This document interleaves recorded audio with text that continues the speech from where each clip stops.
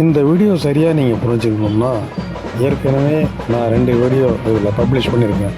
அதை பார்த்தீங்கன்னா ரொம்ப தெளிவாக இருக்கும். வழக்கப்படி நேற்று நாங்கள் கிளம்பும் போதும் திரும்ப அந்த மழை இருந்தது.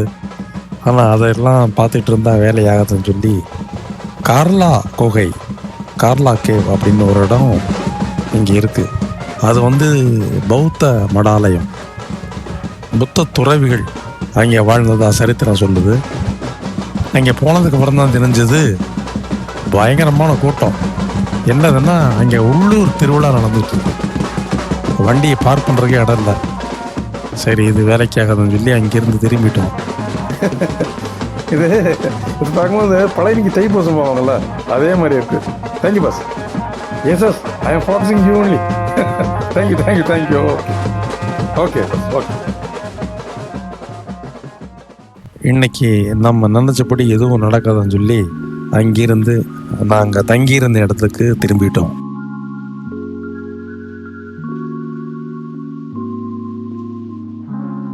மழை கொஞ்சம் அதிகமாக இருந்ததுனால பேசாமல் இங்கே தங்கிடலாமா இல்லை வெளியே எங்கேயும் சுற்றலாமான்னு ஒரு சின்ன குழப்பம் இருந்தது.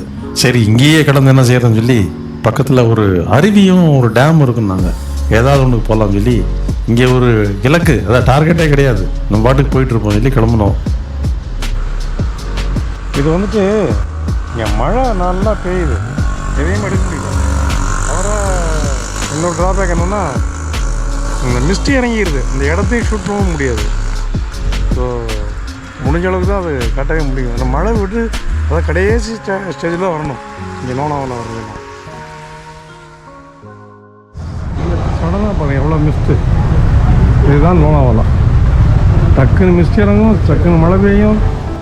மண்ணில் மழை மோதும் சத்தம் மழை துளிகளுக்கு இசையாய், இசைத்தத்தம் கேட்க மூடு பனி வந்ததோ. லோனாவாலா கனவுகள் பிரகாசமான அமைதியாய், இயற்கையின் இருட்டு வெளிச்சத்தில் குளித்தது. இப்போ இந்த ரயில்வே கேட்டில் நிற்கிறது ஒரு பெரிய சிரிப்பு கதை.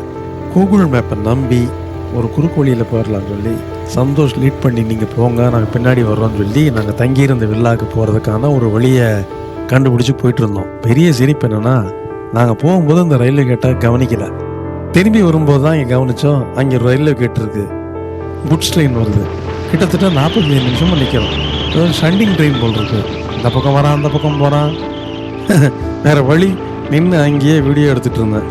அந்த பக்கம் ரோடு பிளாக்கு. அதை பார்த்தீங்கன்னா எனக்கு அந்த ஃபுட்டேஜ் இல்லை, ஒரு சின்ன ஒரு இதை போட்டு அதில் காட்டியிருக்கேன்.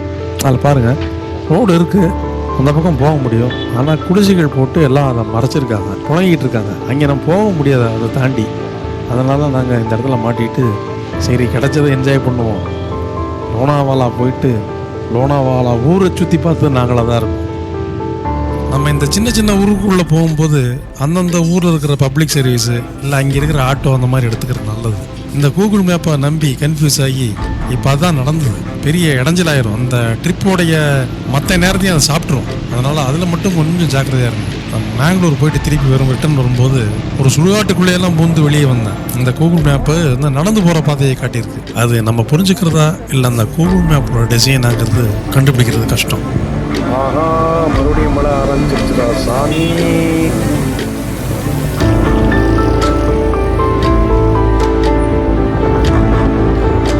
இளங்கோ, அந்த கேமரா உள்ள வச்சிருங்க.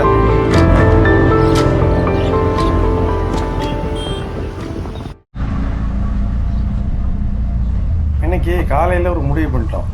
இந்த பைக்கில் போக வேண்டாம், மழை வேற வந்துடுது, ஆட்டோ வேலையை போடலாம் சொல்லி இந்த கார்லா குகை நேற்று போனோம்ல, இந்த ஏக்வீர ஆய் அப்படின்னு சொன்னானே, அந்த இடத்துக்கு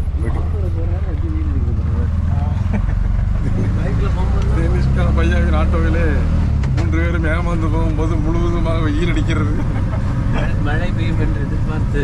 ஆமாம். என்ன பாஸ் அது, இன்னைக்கு கூட்டமே இல்லை. ஒருவேளை எல்லாம் மேலேயே தங்கிட்டாங்களே, நேற்று மேலே போனால் தெரியும். இதில் கடைசியாக எங்களுக்கு உள்ளே போகிறதுக்கு ஒரு வாய்ப்பு கிடைச்சது. அதை நல்லா அனுபவித்து பார்க்கணுன்னு நினச்சி போனோம். ஆனால் மேலே ஒரு பிரபலமான தெய்வம் ஒன்று இருக்குது. அதுக்கு பேர் ஏக் வீர ஆய் அல்லது ஏக்வீரா தேவி அப்படின்னு சொல்கிறாங்க. இது இந்த மீனவர்கள் அவருடைய கடவுளாக இங்கே கீழே இருக்கிறவங்க கிட்ட கேட்கும்போது சொன்னாங்க. அது எனக்கு சரியாக தெரியல. ஒருவேளை இந்த ஏக்வீராய் அப்படிங்கிறது நான் சரியாக உச்சரிக்கிறதுனாலும் எனக்கு தெரியல.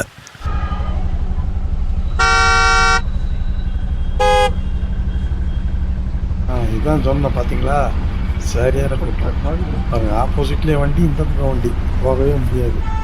என்ன செய்ய, அதாவது கடற்கரை இருந்து மேப்பில் 40லேருந்து ஒரு 50 கிலோமீட்டருக்குள்ள தான் காட்டுது.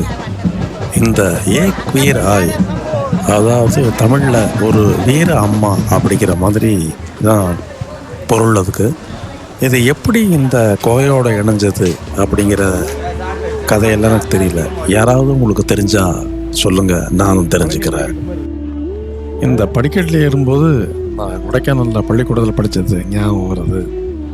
6வதுலேருந்து 8வது வரையிலும் கொடைக்கானலில் ஒரு பள்ளிக்கூடத்தில் படிக்க வேண்டிய ஒரு சூழ்நிலை எனக்கு இருந்தது. அங்கே மலை முழுவதும் ஏற்ற இறக்கமாக தான் இருக்கும். சில இடங்களில் ரொம்ப இறக்கமாக இருக்கிறதுனால அந்த பள்ளிக்கூடத்தில் படிக்கட்டுகள் அமைச்சிருப்பாங்க. அந்த படிக்கட்டுகளை அப்படியே தாண்டுறது 4 அல்லது 5 படிக்கட்டாக இருக்கும். மேலேருந்து தாவும்போது ஒரு உணர்வு ஏற்படும், அப்படி பறக்கிற மாதிரி. அதுக்காக அந்த மாதிரி பண்ணுறது.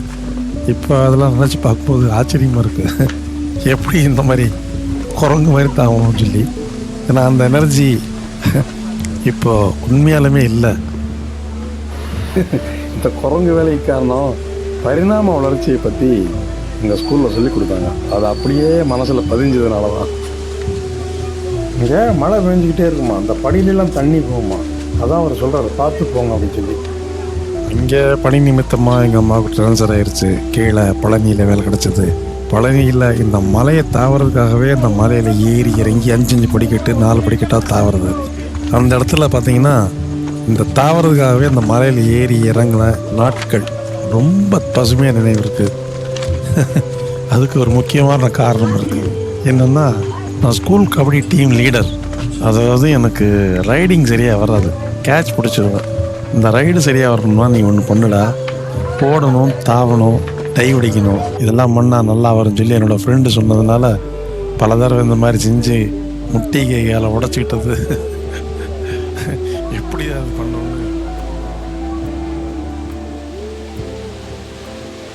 இங்கே சுற்றி பார்த்தீங்கன்னா பெரிய மரம் எதுவுமே தெரியல, ஒரே பசுமையான புல்வெளி, கிட்டத்தட்ட ஃப்ளோரசன் க்ரீன். இந்த புல்வெளி இங்கே மட்டும் எப்படி இந்த கலரில் வருதுங்கிறது எனக்கு ஒரு ஆச்சரியமான விஷயமாக தான் இருக்குது. இயற்கை ஒவ்வொரு இடத்துலையும் ஒரு முகத்தை காட்டுது. நான் இங்கே திரும்பி இன்னொரு தடவை பார்க்கணுன்ட்டு இருக்கேன். காரணம் அப்படியே மிதக்குது. இது ஒரு ஆச்சரியம் நிறைஞ்ச ஒரு ஊராக தான் தெரியுது. இங்கே எங்கே சுற்றி பார்த்தாலும் விவசாய நிலங்கள் ரொம்ப பசுமையாக இருக்குது. அதுக்கு இந்த தண்ணி தான் ஒரு பெரிய காரணமாக இருக்குன்னு நினைக்கிறேன். கார்லா குகைகள் மற்றும் பிற பண்டைய புத்த தளங்களில் அழகாக செதுக்கப்பட்ட பெண் உருவங்கள் இருப்பது பார்வையாளர்களை அடிக்கடி ஆச்சரியப்படுத்துகிறது. இந்த உருவங்கள் அவர்களின் அழகான மற்றும் பெரும்பாலும் குறைந்த ஆடை அணிந்த தோற்றத்திற்கு பெயர் பெற்றவை. அவை அலங்காரமானவை மட்டுமல்ல, பண்டைய இந்திய கலை மற்றும் கலாச்சாரத்தின் ஆழமான குறியீடு அர்த்தங்களை கொண்டுள்ளன. அடுத்ததில் இந்த கர்லாக்கவை பற்றியும் நான் சுற்றின மற்ற விஷயங்களை பற்றியும் உங்களோட பேசுகிறேன். കന്നഡവും മലയാളം അറിയില്ല. മലയാളം അറിയാം, തുളു അറിയാം. സമയമല്ല Jafar വിളാട്ടുമട്ടി, Jafar മുസർമിൻ വിളാട്ടുമട്ടി.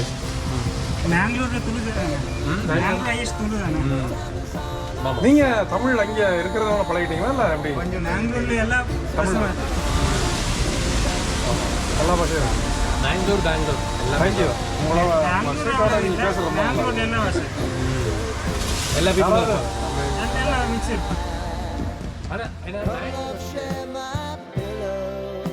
and rain, rain, go away.